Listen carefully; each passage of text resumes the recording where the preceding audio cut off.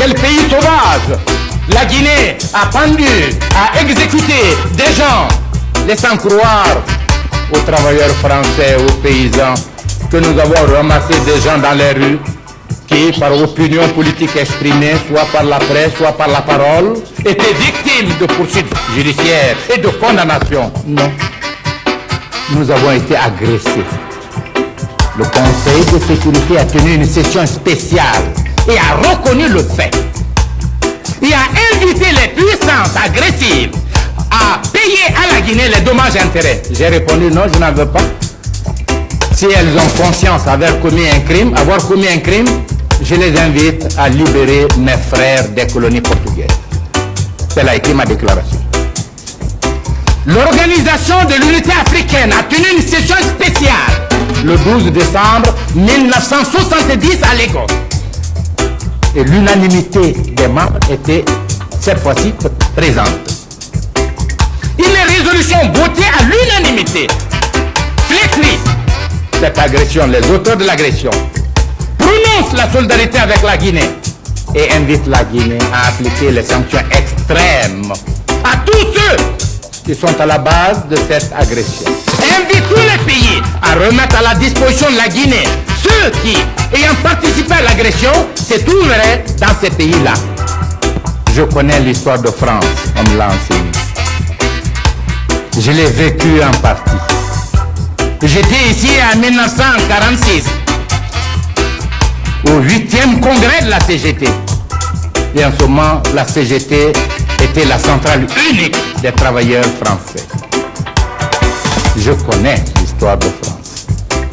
Et je sais qu'en août, septembre 1944, ce sont des dizaines de milliers de traîtres dont le compte a été réglé directement par les patriotes français.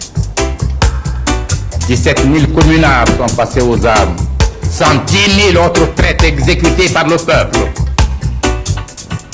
Et je dis bien, dans Historia numéro 36, M. Tergen déclare: les rues sont jonchées de cadavres. Ce spectacle affreux servira de leçon. Donc la France était fière de sa victoire sur les envahisseurs étrangers et sur les traîtres français. Nous ne pouvons pas comprendre que la presse française traîne dans la boue le peuple de Guinée pour avoir châtié ceux qui l'ont agressé le 22 novembre 1970. Et la presse laissait croire à l'opinion que c'était des Français qui étaient victimes. Je déclare solennellement que l'information est fausse et indigne. Aucun n'est français. Ce sont des Guinéens, voire des Guinéens cadres de leur pays. Évidemment, qui avaient épousé des Français. Mais si aujourd'hui, des Françaises aient été épousées par des cadres soviétiques, des cadres américains ou allemands, pour que compte lui soit rendu, pourquoi ces soviétiques, ces américains, ces allemands ou ces anglais ont été condamnés par les juridictions de leur pays?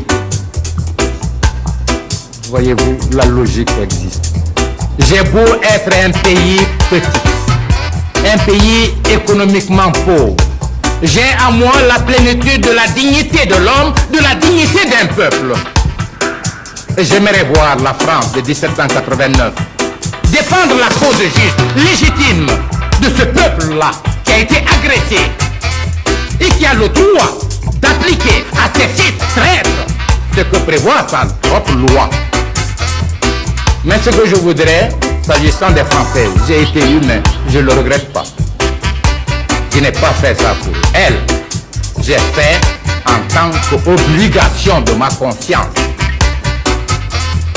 J'ai même fait une conférence pour exprimer au peuple de Guinée la douleur qui doit être celle de ces étrangères qui ont fait confiance à des Guinéens et qui aujourd'hui sont humiliés par la forfaiture commise par leurs maris au sein de leur propre peuple. Et comme les maris sont condamnés, ils n'ont plus de droits.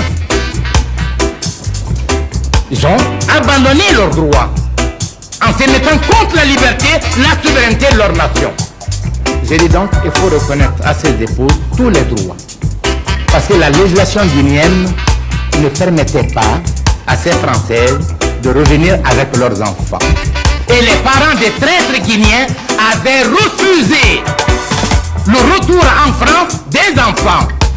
Ils étaient obligés de faire un meeting et de faire des circulaires dans tous les comités du parti pour expliquer à l'opinion que une telle attitude serait injuste. La Française qui est venue par confiance est aussi responsable de son enfant que le Guinéen, son mari. Et si le Guinéen a pu trahir sa nation, la Française doit avoir le droit, la plénitude de son droit, au moins, de s'occuper de l'éducation de son enfant ou de ses enfants. C'est ainsi, toutes sont venues avec les enfants, et tous les enfants, et aux frais du gouvernement guinéen.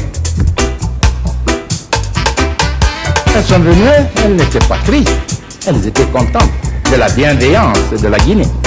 Mais à un moment donné de la lutte contre notre régime, on les a regroupées en association. On s'en sert comme paravent. Elles-mêmes sont victimes et j'ai pitié d'elles. Voilà la vérité. Je serais très heureux que tout journaliste qui voudrait mieux connaître la Guinée puisse venir en Guinée. Ne plus écouter le président ni un cadre du gouvernement, mais prendre contact avec les réalités du pays. Comment fonctionnent les institutions? Se rendre compte si la démocratie telle qu'elle est décrite ici est vraie ou fausse. Je serais heureux que celui qui ne m'aime pas soit le premier à venir se rendre compte de cette réalité. Voilà, messieurs de la presse, je m'excuse de vous avoir retenu longtemps, mais je sais que la plupart des points d'information contenus dans mon exposé n'étaient pas connus de vous et qu'il était de mon devoir d'émettre le message de mon peuple et de son régime.